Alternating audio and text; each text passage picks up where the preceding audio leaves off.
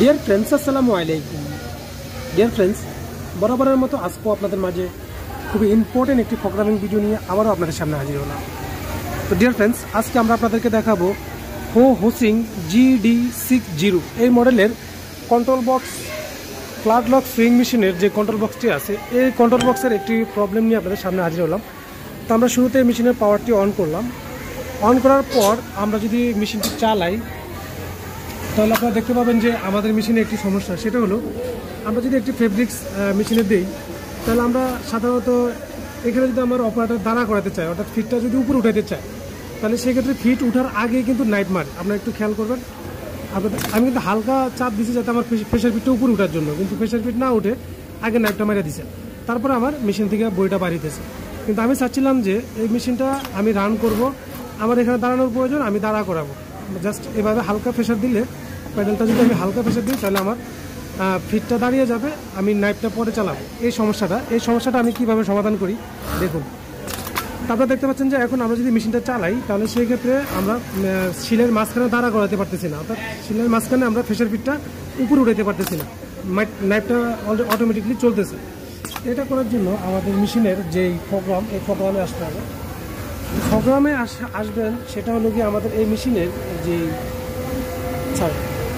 এই মেশিনে অলরেডি দুটা বাটন আছে, একটি হলো গিয়ে এম বাটন আর একটি হলো গিয়ে এস বাটন। তো আমাদেরকে এম বাটনটি প্রেস করতে হবে। এখানে প্রোগ্রাম নাম্বার 1 আমরা এই এম বাটনটি প্রেস করতে থাকবো এবং এখান থেকে 16 নম্বর প্রোগ্রামে যাব। 16 নম্বর প্রোগ্রামে এসে এখানে আমরা এস বাটন প্রেস করব। এখানে অন করা আছে, আমরা এটাকে অফ করে দিব। অফ করে আবার এস বাটন প্রেস করলে আমাদের এটা সেভ হয়ে যাবে। সেভ হওয়ার পরে এখন দেখি আমাদের এটা এখন কি অবস্থা। আমরা যদি এখন সেলাই করি, দেখেন এখন সেলাইয়ের মাঝখানে আমি প্রেশার ফিটটা চাইলে দাঁড়া করতে পারতেছি, কিন্তু নাইফ মারতেছে না।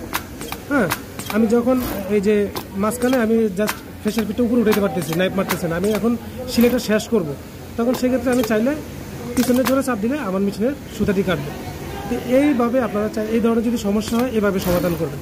এই যে এখন দেখতে পাচ্ছেন আমাদের মেশিনের মিডল বার উপরে উঠলো এবং কি প্রেশার ফিটটাও উপরে উঠতেছে, কিন্তু নাইফ মারতেছে না। দেখেন নাইফ মারে না। আমরা যদি সেলাইটা শেষ হয়ে আমরা এখন ট্রিমিং করব, ট্রিমিং করার সময় আমরা যদি প্যাডেলটা পিছনে চাপ দিই, এখন আমাদের মেশিনের নাইফটা মারলো। তো এই ছিল মূলত আজকের ভিডিও। আমার ভিডিও যদি ভালো লেগে থাকে তাহলে অবশ্যই লাইক করে দেবেন এবং আপনাদের যে কোনো মতামত আমার এই ভিডিও নিচে অবশ্যই জানিয়ে যাবেন।